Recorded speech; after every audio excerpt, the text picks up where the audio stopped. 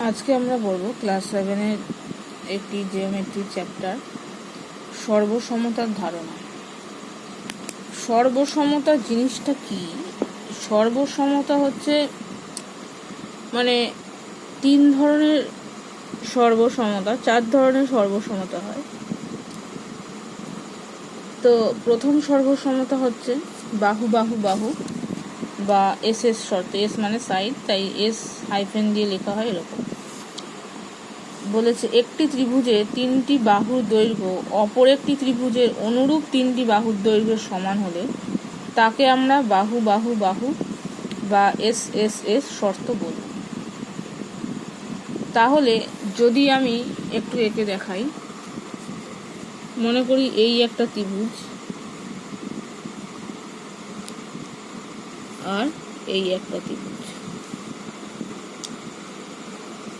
এবার দুটো ত্রিভুজকে S S S শর্ত অনুযায়ী সর্বসমতা হবে যখন এই বাহুটার সাথে এই বাহুটা মানে অনুরূপ, মানে এদিকের এইটার সাথে এদিকের এইটা, আবার এই বাহুটার সাথে এই বাহুটা সমান হবে, আর এই বাহুটার সাথে এই বাহুটা সমান হবে, মানে এদিকের 3টের সাথে এদিকের 3টে সমান হবে।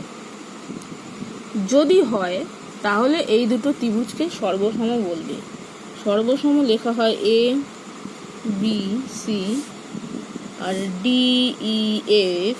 যদি হয় তাহলে লেখা হবে ত্রিভুজ এ বি সি, এটা দুটো ইকুয়ালস টু সাইন দিয়ে এরম একটা ঢেউ খেলানো সাইন, সর্বসম ডি ই এফ।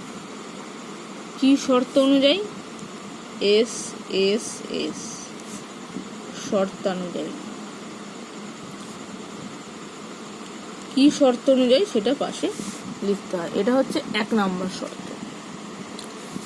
এবার 2 নম্বর শর্ত দেখো, বলেছে একটি ত্রিভুজের দুটি বাহুর দৈর্ঘ্য এবং তাদের অন্তর্ভুক্ত কোণের পরিমাপ অপর একটি ত্রিভুজে অনুরূপ দুটো বাহুর দৈর্ঘ্য এবং তাদের অন্তর্ভুক্ত কোণের পরিমাপের সঙ্গে যদি সমান হয় তাহলে সাইড অ্যাঙ্গেল সাইড বা বাহু কোণ বাহু শর্ত বলবে।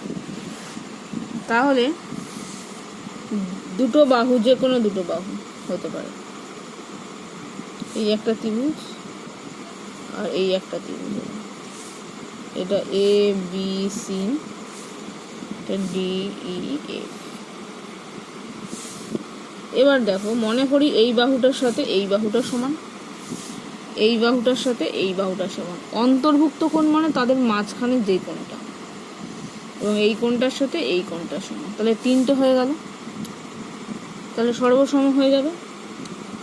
Side angle side. এবার সেই ক্ষেত্রে তোমার এই দুটো বাহু আর এই কোণটাও হতে পারে, তখন এই বাহু দুটো আর এই কোণটা হবে।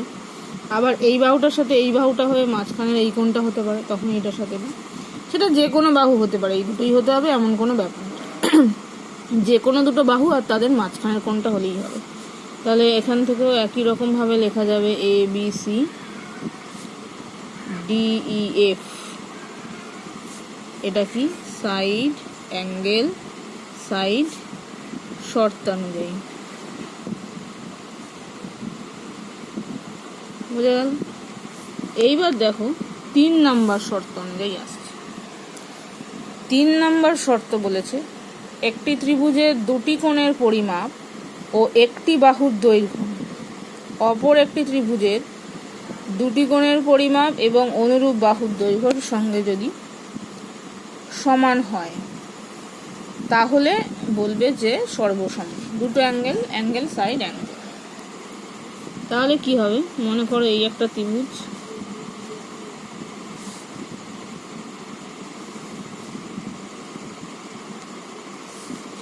এ B C D E F. দুটো কোণ, মনে করো এই কোণটার সাথে এই কোণটা সমান আর এই কোণটার সাথে এই কোণটা সমান। আর একটা যে কোনো বাহু এই বাহুটার সাথেও হতে পারে বা এই বাহুটার সাথেও হতে পারে। বলেছে দুটি কোণের পরিমাপ ও একটি বাহু, সে এটা এই বাহুর সাথে এই বাহু হতে পারে, এই বাহুর সাথে এই বাহু, এই বাহু, যে কোনো দুটো কোণ হবে আর একটা বাহু হবে। এইখানে যেমন বলেছিল দুটো বাহু তাদের অন্তর্ভুক্ত কোণ, এইখানে হচ্ছে যে কোনো দুটো কোণ আর একটা বাহু।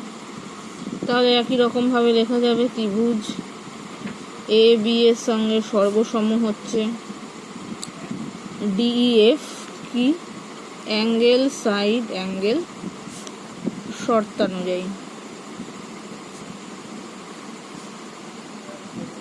এবার আর একটা লাস্ট আছে, সেটা হচ্ছে সেটাকে বলে আর এইচ এস শর্ত।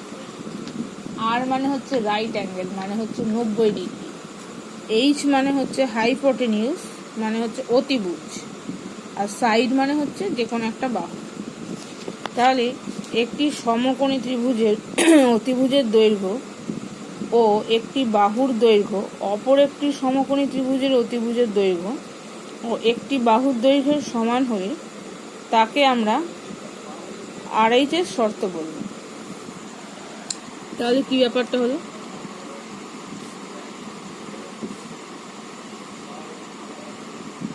এই একটা কোণ আর এই, এবার দুটোরই এই কোণটা 90 ডিগ্রি আর হয়ে গেল। এইচ মানে দুটোরই এই অতিভুজের সঙ্গে অতিভুজ সমান।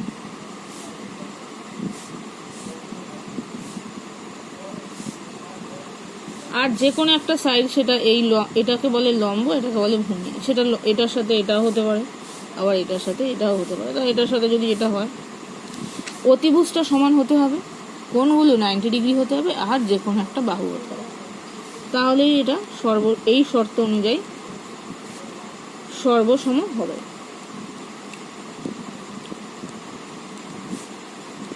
আর এইচ এস শর্তানুযায়ী। তাহলে চারটে শর্ত হলো।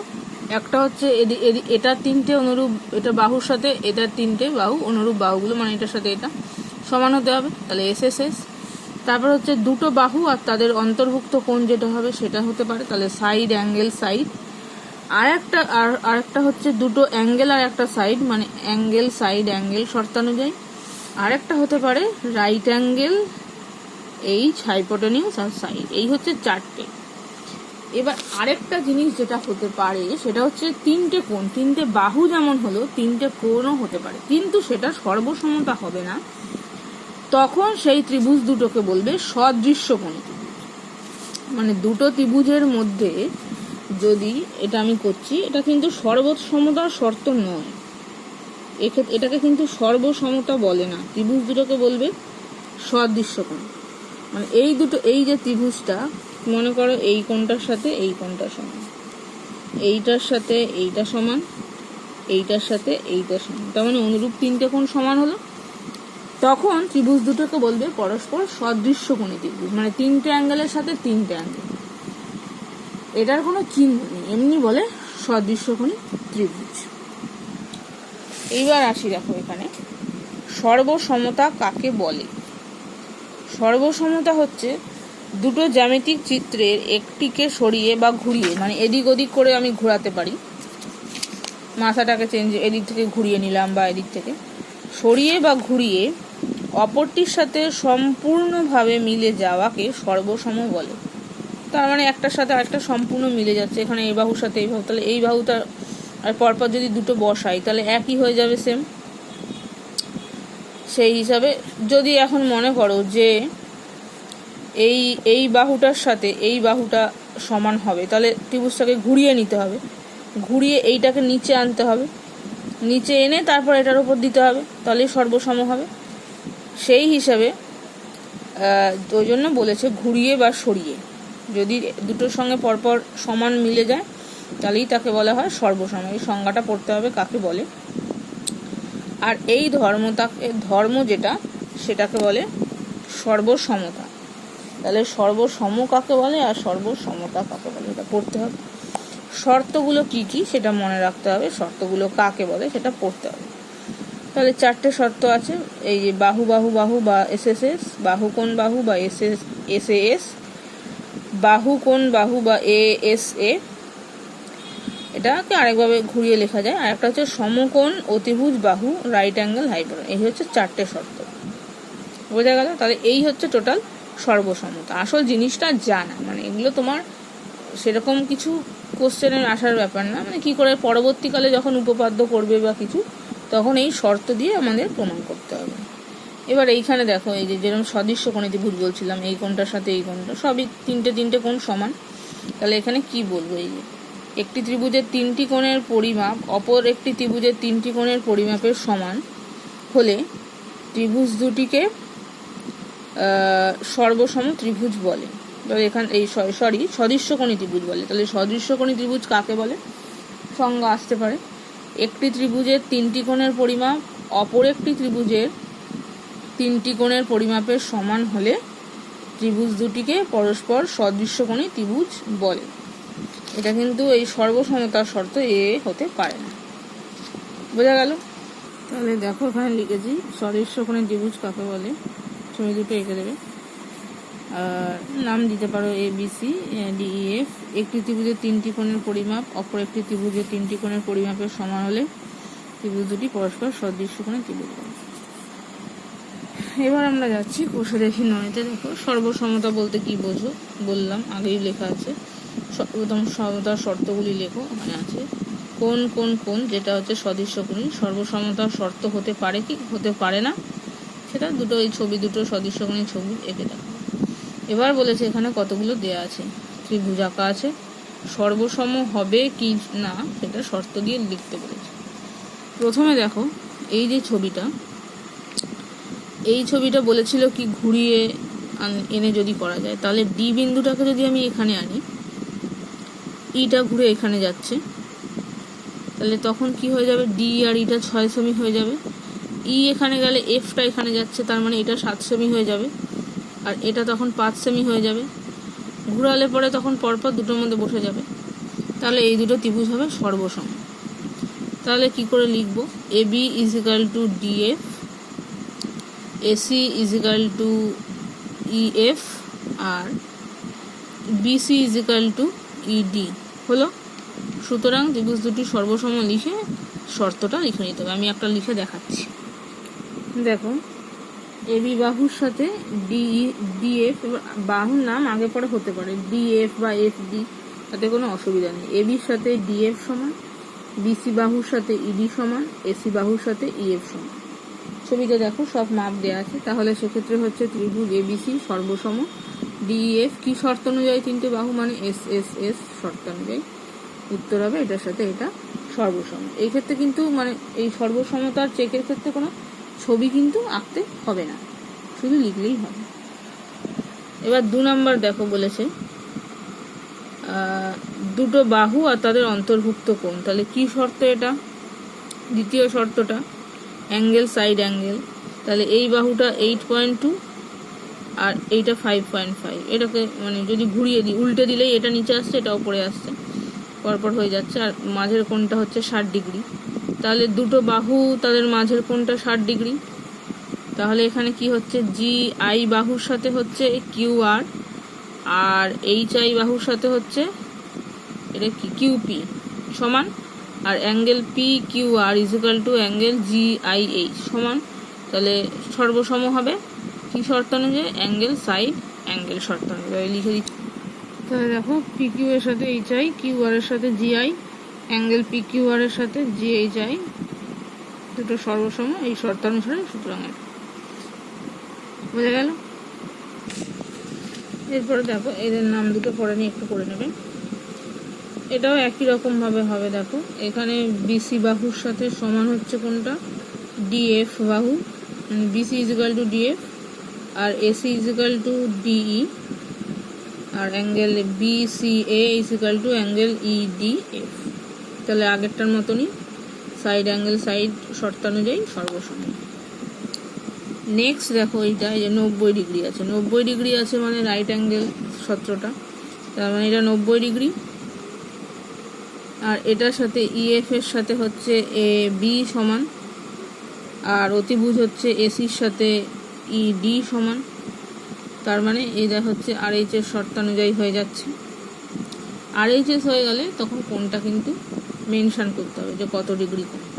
এমনি ক্ষেত্রে কোণ মেনশন না করলেও হবে, কারণ RHS তো 90 ডিগ্রি হতে হয়, সেটা লিখতে হবে। তাহলে লিখে দেখাই, তাহলে দেখো লিখেছি এবির সাথে ইএফ সমান, এসির সাথে ইডি সমান, কোণ দুটো 90 ডিগ্রি, তাহলে আর এইচের শর্ত অনুযায়ী।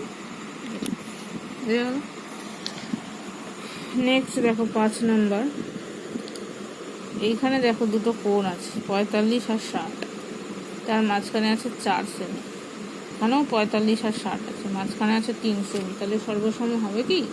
হবে না, কারণ বাহুর মাপটা সমান না, তার মানে সর্বসম হবে না। তাহলে লিখতে হবে যে এই কোণের নাম দিয়ে এই কোণটা ইকুয়াল টু এই কোণটা, এই কোণের নাম দিয়ে এটা ইকুয়াল টু এটা, কিন্তু BC not equals to sign মানে ইকুয়ালস টু দিয়ে কেটে দেয়, তাহলে সর্বসম নয়, লেখাটা দেখো।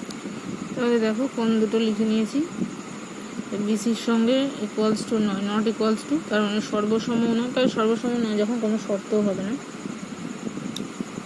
এটার সাথে এটা সর্বসম দিয়ে কেটে দিয়েছি, এটা সুতরাং সর্বসম নয়। নেক্সট দেখো 6 নাম্বার, 6 নাম্বারটা দেখো সর্বসম হবে, মানে angle A B C is equal to angle D F E, angle A C B is equal to angle D E F, আর একটা হবে BC is equal to E F, দুটো সমান, তার মানে এবিসি ত্রিভুজ সর্বসম ডি এফ, কি শর্ত? Angle side angle. নেক্সট দেখো 7 নাম্বার, এটা কি হবে? এটা হবে, কারণ এই বিসি বাহুর সাথে সমান হচ্ছে ডিই বাহু, না বিসি বাহুর সাথে সমান হচ্ছে ডিএফ বাহু, এটা চা, এইটা চা, BC is equal to DF, না হবে না, কেন কি দেখো, তাহলে দেখো এইখানে আছে 3 আর 4 দুটো আলাদা, এদের মাঝখানের অন্তর্ভুক্ত কোণ কিন্তু 40 নয়, এদের কিন্তু মাঝখানের অন্তর্ভুক্ত কোণটা 40, তাহলে দুটো সর্বসম হবে না। তাহলে angle D F E is equal to angle B A C, আর AC is equal to EF, এটা অবধি ঠিক আছে, কিন্তু এখানে এইটা 4 সেমি না হয় এইটা হলে তবে হতো, তাহলে লিখতে হবে বিসি এই B A not equals to DF, সুতরাং সর্বসম নয় এই ত্রিভুজটা, এটা সর্বসম নয়, যেমন করে দেখালাম একটা আগেরটা ওরমভাবে লিখবে। তারপরে হচ্ছে 8 নাম্বার, দেখো 3টে কোণ সমান আছে, কিন্তু এই যে বাহুটা আছে সেই হিসাবে দেখতে হবে, এই বাহুটার দুপাশে একপাশে 55 একপাশে 55, কিন্তু এই বাহুটার একপাশে 55 একপাশে 70, তার মানে এটাও সর্বসম হবে না। যদি এই বাহুটা হতো 3.5 তাহলে এটা সর্বসম হতো, তাহলে লেখাটা একটু লিখে নিই। তো দেখো লিখেছি angle ABC is equal to angle DF, BAC is equal to EDF, আর এবির সাথে ডিই সমান নয়, তাহলে এটা সর্বসম নয়, বুঝে গেল? তাহলে এই হচ্ছে সর্বসমের ধারণা, এটা আইডিয়া, বেশি কিছু আসে না এখান থেকে, ওই এইরকম ধরনের কোশ্চেনই